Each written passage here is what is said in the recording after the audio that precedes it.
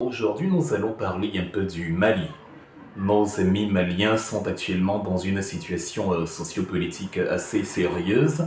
Et en tant qu'Africain, évidemment, comme on regarde l'actualité du Sénégal, on regarde également l'actualité du Mali, parce que je suis sénégalais, parce que je suis malien, parce que toute l'Afrique est le chez moi et parce que le devenir de l'Afrique est mon obsession première, parce que je veux pouvoir aller au Mali, au Sénégal, en Côte d'Ivoire, au Burkina Faso, en République centrafricaine, au Tchad, en Guinée équatoriale, en Éthiopie, et me sentir comme chez moi au Cameroun. Donc, la résolution de nos problèmes dans tous ces pays-là est une responsabilité qui incombe à chaque Africain, parce que quand l'extérieur nous attaque, il ne fait pas de distinction entre les nationalités, surtout qu'il a fendu les frontières selon ses propres intérêts depuis la conférence de Berlin de novembre 84 à février 1885. Donc, nous aussi, en tant qu'Africains, on doit réfléchir comme un bloc commun, surtout quand il y a péril en la demeure en ce qui concerne notre survie par rapport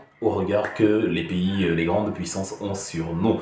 Donc actuellement, le Mali vit une situation très mouvementée. Le 10 avril dernier, il y a quelques jours, le président de la transition, M. Assimi Goïta, a décidé de suspendre les activités des partis politiques. Et dans la foulée, la HAC, la Haute Autorité de la Communication au Mali, a également ordonné aux médias et différents organes de presse du pays de ne pas couvrir les activités politiques des partis politiques. Donc, c'est la situation actuelle, ça fait couler beaucoup d'encre de salive, ça crée beaucoup de secousses et les avis vont dire évidemment dans deux sens totalement antagoniques. Et donc, on a d'un côté des gens qui vont vous dire que le Mali actuellement est en train de sombrer dans une dérive dictatoriale, avec Assimi Goïta qui a pris goût au pouvoir et qui compte y rester. Il y en a d'autres qui soulèvent l'impératif de sécuriser le pays et qui fait que dans la situation actuelle, il n'est pas approprié de parler des élections présidentielles. Il est important, comme dit une célèbre phrase qu'on attribue faussement à Voltaire, je ne suis pas d'accord avec vous, mais je me battrai jusqu'à la dernière goutte de sang pour que vous ayez le droit de le dire. Il est donc important sur cette affaire de ne pas se dire que les uns ont raison et les autres ont tort. Non, il y a parfois des situations où les deux avis se valent, ou du moins les deux avis sont à prendre en compte de manière équivalente, parce que les deux avis peuvent être solidement justifiés. Donc on va peser les pour et les contre. Je trouve qu'il n'est pas bien pour certains de dire non, c'est très bien que Assimi Goïta suspende les activités politiques, j'aurais même fait pareil, voire j'aurais fait pire.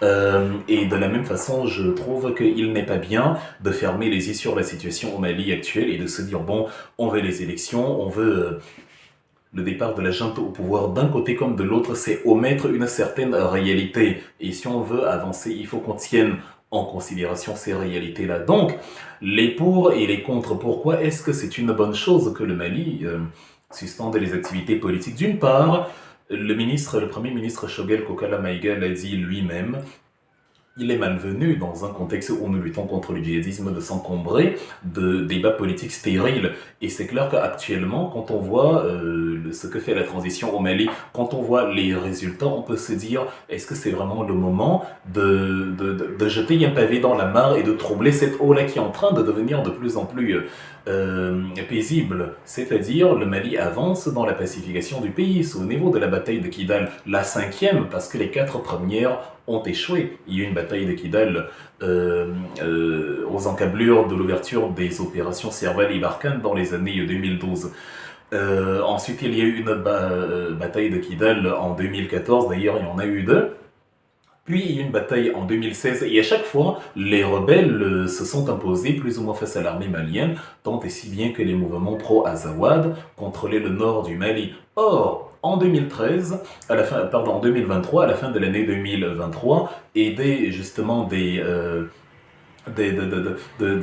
la structure Wagner, les autorités maliennes ont réussi à récupérer la ville de Kidal au point même de nommer désormais un gouverneur là-bas, le général Al-Gamou, qui dépend directement de Bamako. Donc Kidal est rentré dans le giron gouvernemental. Alors c'est un grand accomplissement, ça prouve que les autorités ont des résultats sur le terrain. On voit comment, avec la tentative de la CEDEAO de marcher sur le Niger, les autorités maliennes, avec leur leurs homologues du Burkina Faso et du Niger ont créé la structure en septembre 2023 AES, Organisation des États du Sahel, qui permet maintenant de croire en une entité imaginée par les Africains, gérée par les Africains et qui brille par son indépendance. Monsieur Ibrahim Traoré, le président de la transition au Burkina Faso, le rappelait encore en février dernier.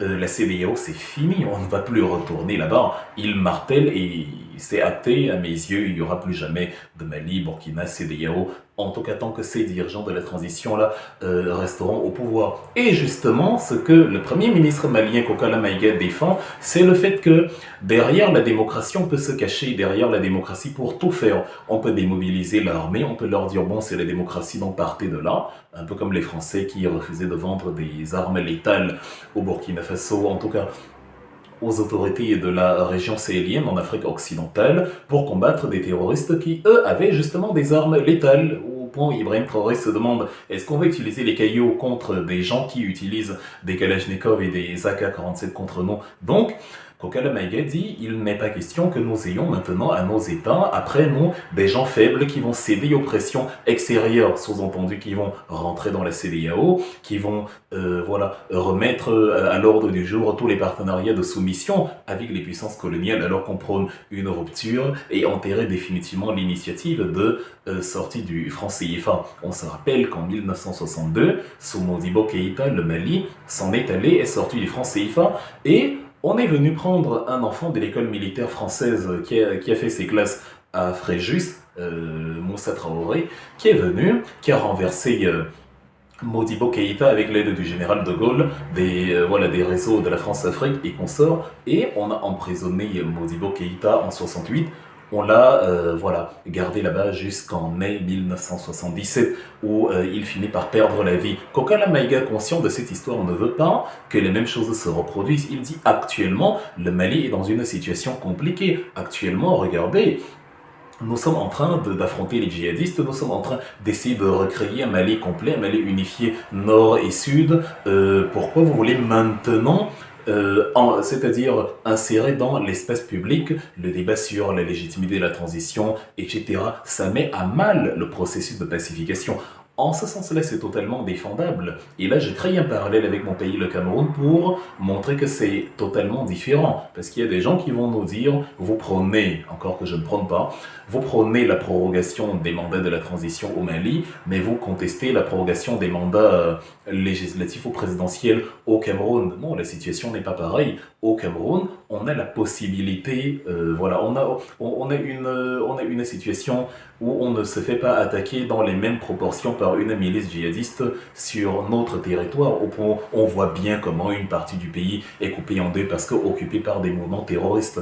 Au Cameroun, on a une structure en zone anglophone qui prône l'autonomie, l'émancipation totale, c'est-à-dire la sécession parce que le pouvoir central ne les a pas écoutés.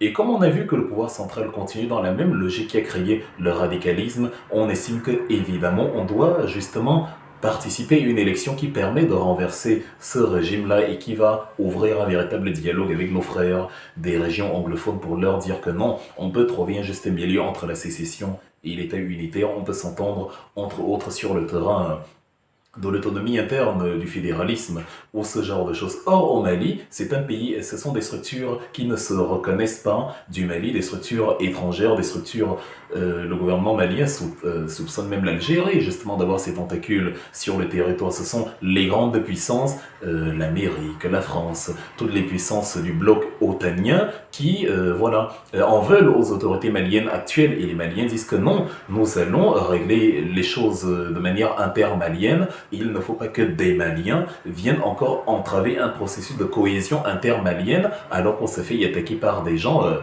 qui ne se reconnaissent pas du Mali en soi et qui sont très soutenus et très guidés par des puissances dont la finalité première est notre renversement. Donc c'est totalement différent, surtout que même du point de vue du quotidien, la situation sécuritaire n'est pas la même.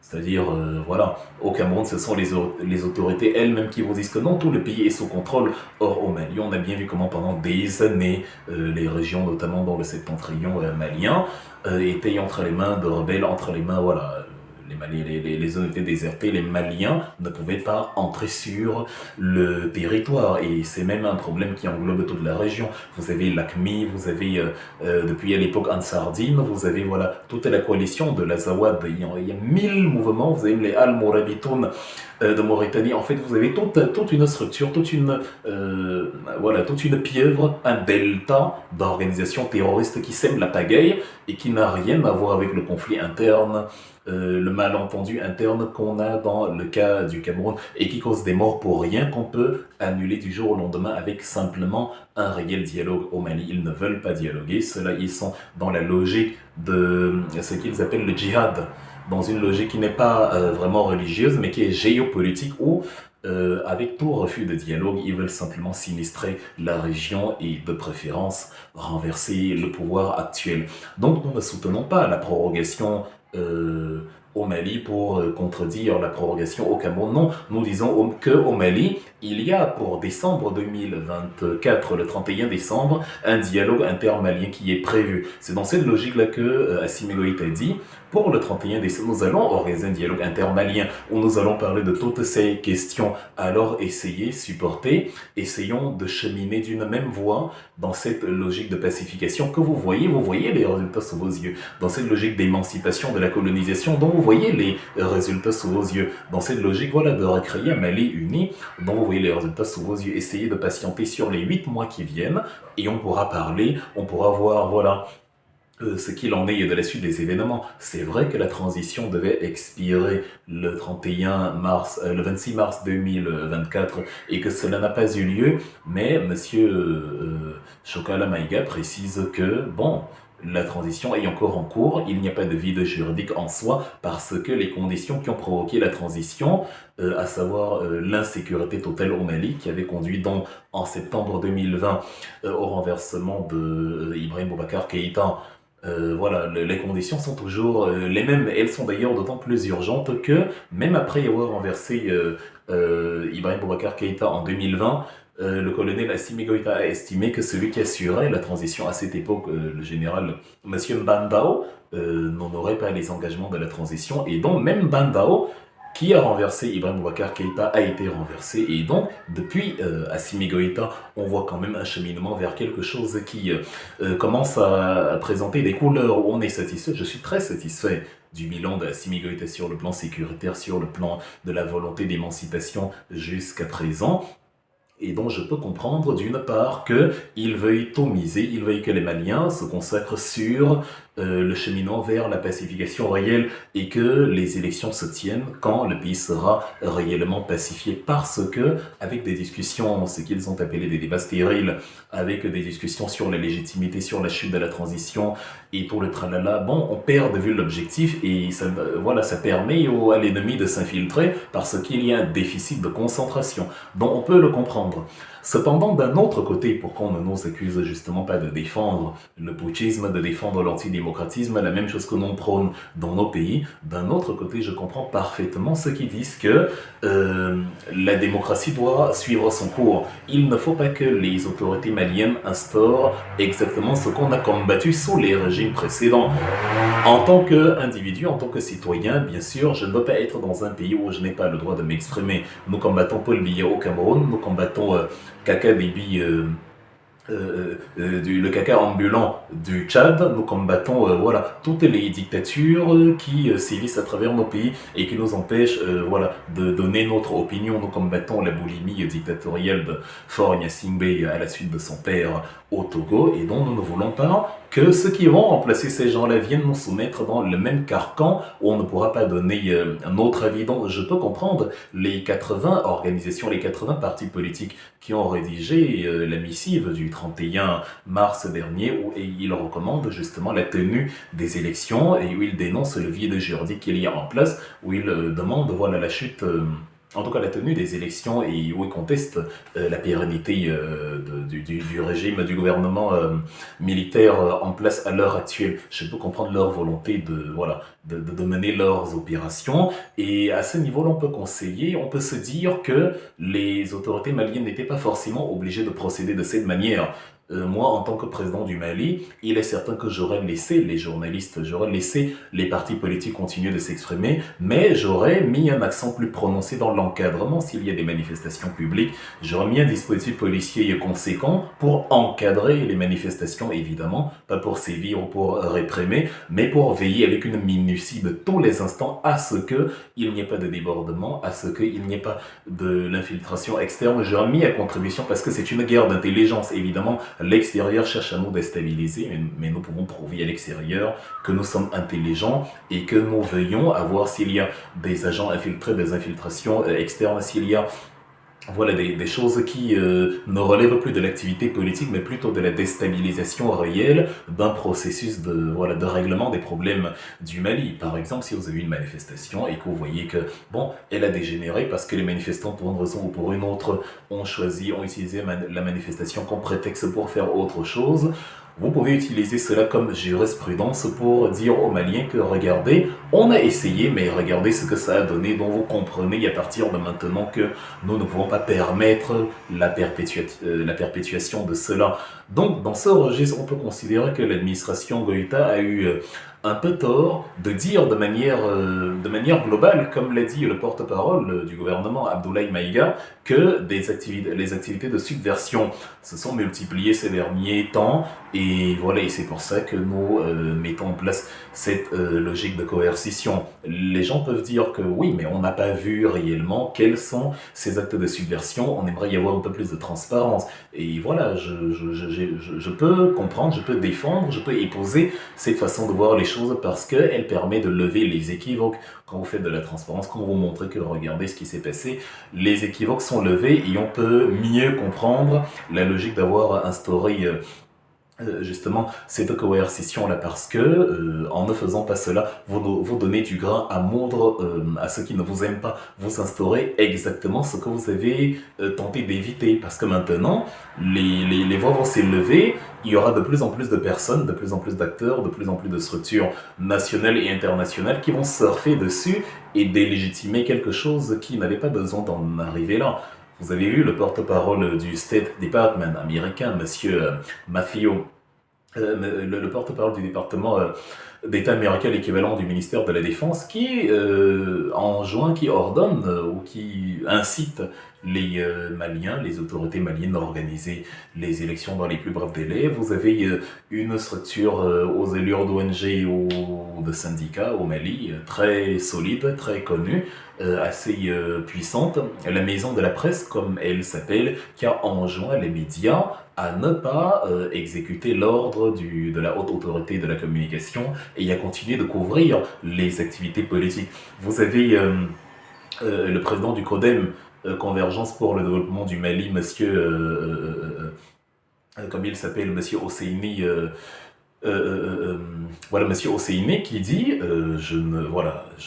Monsieur Hosseini qui dit, je ne suis pas d'accord avec cela. Il faut la désobéissance civile. Il faut, ne pas, il faut non seulement la désobéissance civile, mais il faut aller jusqu'à la chute des autorités de la transition. Vous avez, même des autorités judiciaires entrées en dissidence avec le pouvoir actuel, comme Monsieur Chérif Mohamed connaît, un magistrat de son État, qui dit qu'il faut opérer par la désobéissance civile. Donc vous avez des organes comme ça où vous constatez que ça ne va pas. Parce que le régime leur a donné plus ou moins la chicotte pour se faire fouetter. Ils peuvent maintenant s'appuyer dessus et dire c'est la dictature, Assimi Goïta se comporte exactement comme Ibrahim Boubacar Keïta, et ainsi de suite. Vous avez l'ancien, Moussa Mara, l'ancien Premier ministre entre 2014 et 2015, qui était d'ailleurs allé à un moment donné à Gao, à un moment donné à Kidal, qui avait essayé d'aller à Kidal,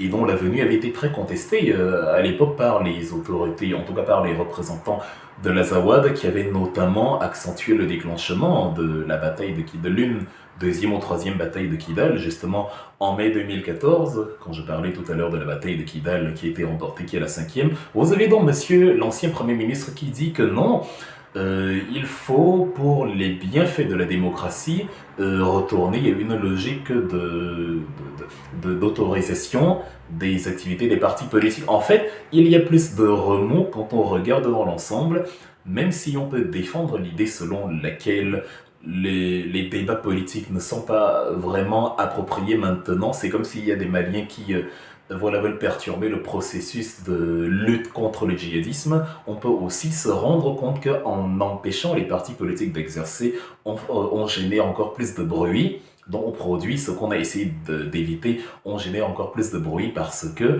les voix contestataires ont maintenant mais vraiment de quoi contester. Donc ça c'est voilà, c'est pour ça que je dis les deux opinions se valent. Moi personnellement, j'aurais essayé un juste milieu. J'aurais avant le dialogue intermalien de décembre, ce que je proposerais à monsieur Assimi Goïta pour qui j'ai beaucoup d'amour et de respect, aujourd'hui, voilà, de convoquer une sorte de, par exemple, par l'entremise de son porte-parole, Monsieur Abdoulaye Maïga, une sorte de concertation préalable qui peut durer 1 ou 2 jours, où on s'assoit avec les partis politiques et où on échange de manière transparente sur les raisons pour lesquelles on estime que pour les 8 mois, on peut faire une sorte de trêve politique, ou du moins, voilà, de leur accorder aussi quelques concessions, en disant que oui, nous allons autoriser quand même l'expression politique, nous allons autoriser les réunions, les réunions, les activités globales, mais nous allons quand même vous demander, puisqu'on est tous maliens, pour que les ennemis extérieurs ne profitent pas de vos activités pour s'infiltrer chez nous,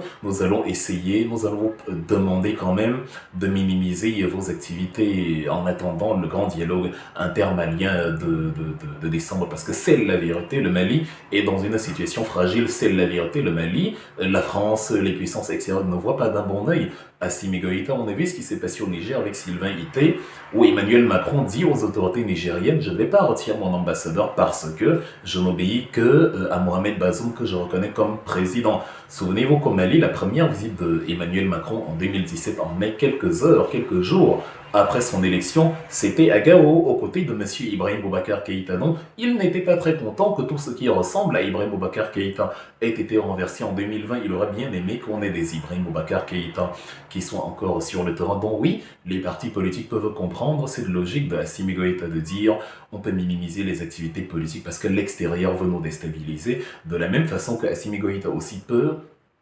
comprendre que on ne peut pas immédiatement museler les activités politiques, surtout que cela intervient quelques jours après la fin de la transition. C'est voilà, c'est donner vraiment le bâton à l'autre pour se faire fouetter, parce que l'autre va dire bon, vous avez dit avec la CEDEAO lors des concertations que la transition se terminait le 26 mars, mais aujourd'hui vous êtes encore dedans. Bon, Assimi Goïta, il faut faire de la pédagogie.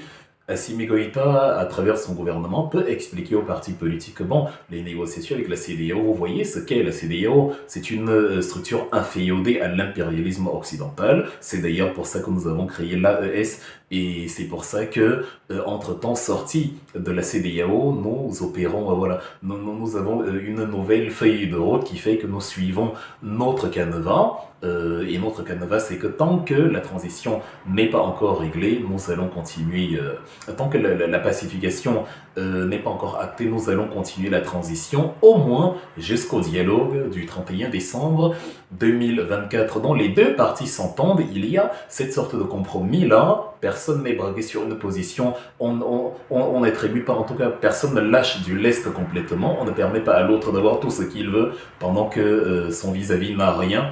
Mais chacun essaye d'apporter à l'autre quelque chose pour que les Maliens puissent cheminer tous ensemble vers justement la résolution totale de cette problématique du djihadisme. Donc, il est évident que, et c'est tout à fait, voilà, c'est tout à fait acceptable, que ce n'est pas aux autres de nous dire, voilà, là on doit être d'accord, c'est que ce n'est pas à l'Europe ou aux États-Unis de venir nous dire comment les choses doivent se passer. C'est-à-dire, on a vu en Ukraine, le 31 mars, là où le mandat de Zelensky devait aussi prendre fin, Monsieur Zelensky, bon, il a reporté les élections, non seulement il a fait ça, mais il a instauré la loi martiale, donc il fait que même les activités politiques, tout ce que vous voulez. En fait, le cas de l'Ukraine est encore pire qu'au Mali, et c'est soutenu par les Occidentaux, parce que en Ukraine, on dit que comme on est envahi par les Russes, comme on est en situation de guerre, on ne veut pas perdre du temps avec les activités politiques, donc voilà, c'est la loi martiale. En plus, on va mobiliser les soldats, c'est un ordre régalien, et on ne permet même pas la démobilisation qui était demandée pour les soldats qui ont déjà fait plus de 36 mois au front. Donc en Ukraine, c'est passé, ça fait qu'ils sont totalement voilà, disqualifiés, ils ne sont pas légitimes. La France, les États-Unis, ceux qui soutiennent l'Ukraine actuellement ne sont pas légitimes pour dénoncer ce qui se passe au Mali. En France ou partout ailleurs, on a eu pour une simple épidémie de taux, un petit Covid qui n'avait rien de létal. On a créé des fantasmagories totalement insensées, des choses vraiment inacceptables. On a emprisonné des populations entières pendant près de 2 ans en leur expliquant que la maladie est tellement horrible que si vous sortez, si vous dites bonjour à votre voisin, vous allez mourir. C'était du n'importe quoi, c'était voilà une manœuvre. Ils ont profité pour jouir de la liberté, ils ont profité, ils se sont gargarisés du fait que ils étaient les seuls à pouvoir circuler librement et ils se sont réjouis, ils ont même joui de voir les populations comme ça privées de leur liberté sous des prétextes idiots, absurdes, ridicules. On n'enferme pas des gens pour la grippe, on n'enferme pas les gens pour la toux, on n'enferme pas les gens pour le Covid qui ne tue que 0,00x% de la population, qui plus est des personnes âgées. C'est absurde, c'est quelque chose qui ne devrait plus jamais avoir lieu normalement. Tous ceux qui ont fait ça, tous ceux qui ont été acteurs de ça, y compris les présidents de la République, tout ce que voulait Emmanuel Macron et consorts, tout cela dans un monde normal, on devrait les enfermer pour le restant de leur jour parce que c'était une barbarie qui ne dit pas son nom. Ça ne se justifie pas. C'était la pire dictature auquel on ait pu avoir affaire et elle était prépondérante en Europe, principalement en Occident. Donc, ces gens-là qui ont privé leurs citoyens de liberté sur des caprices sanitaires sont totalement hors sol, hors sujet et disqualifient, inaptes à la critique de ce qui se passe au Mali. C'est pour ça que nous, en tant qu'Africains, on émet ces observations-là et on dit Ibrahim Boubacar Keïta, Assimi Goïta a raison de penser d'abord à la stabilité du pays avant les élections. Il a raison d'opérer une main tendue en initiant le dialogue intermalien de décembre 2024, mais en même temps, il commet une petite erreur en suspendant totalement les activités politiques parce que ça peut entraîner des velléités d'instabilité qu'on a pourtant cherché à éviter parce que, comme j'ai dit, les partis politiques, la maison de la presse au Mali, les anciens membres du gouvernement, les autorités internationales qui certes sont illégitimes mais qui font quand même beaucoup de bruit et qui ont beaucoup d'influence. Voilà, en ce sens-là, on commet une erreur en les laissant.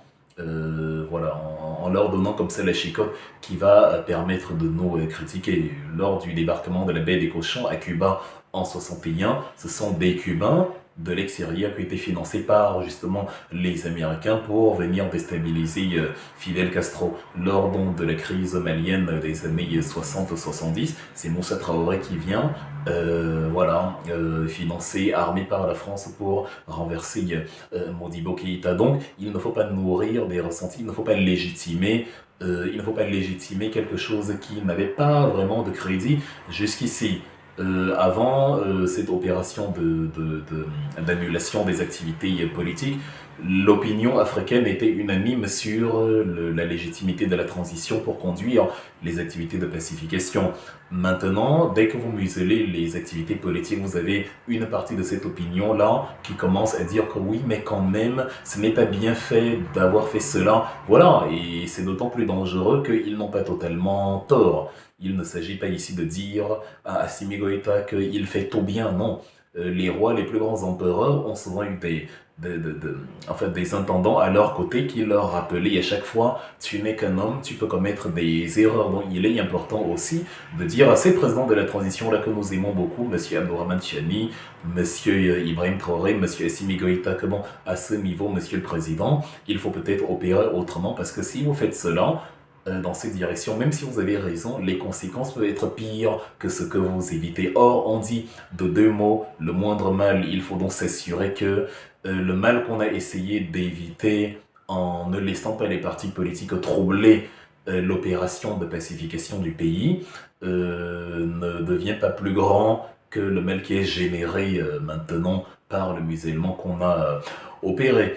Voilà ce que j'avais à dire sur la question. En tout cas, je suis de tout cœur avec le peuple malien. Je suis de tout cœur jusqu'ici avec le président de la transition. Je crois qu'il y a une possibilité de réconciliation intermalienne qui permet justement de s'acheminer paisiblement sur l'échéance de décembre. Je crois que on n'a pas besoin qu'il y ait une césure entre les autorités de Assimi Goïta et le peuple malien. On peut trouver un compromis et j'exhorte donc le gouvernement malien à initier un mini-dialogue préalable avec justement certaines organisations de la sphère politique les plus, en tout cas les plus influentes, les plus présentes pour avoir une discussion entre personnes adultes sur ce qu'il y a lieu de faire d'ici les prochaines échéances. Ça doit se passer de manière intermalienne, ou au pire de manière interafricaine, et évidemment ne jamais permettre, dans un cas comme dans l'autre, que ce soit de la part du gouvernement ou même de ses partis politiques, ne jamais permettre que des structures exogènes viennent faire du concubinage incestueux et viennent mettre à mal ce que l'Afrique est en train de créer aujourd'hui. Et c'est une très bonne idée. La bataille de Kidal est un très bon résultat. En fait, la transition opère jusqu'ici, voilà, le cheminement, il est très satisfaisant. Il faut que ça continue, il faut que même les opposants à Assimi Goïta soient d'accord que sur ces plans-là, de l'autonomie, de l'émancipation, et voilà, de la souveraineté africaine, les résultats sont positifs. Il faut maintenant qu'on s'entende sur la manière de gérer la vie quotidienne inter-malienne et que le gouvernement, évidemment, fasse aussi des concessions. Aucune paix ne se déroule sans concession. Une paix avec des frustrations peut engendrer une situation conflictuelle encore pire que la guerre qu'il y avait au préalable. Bonne journée à vous et à la prochaine pour d'autres analyses sur la politique camerounaise, africaine et internationale.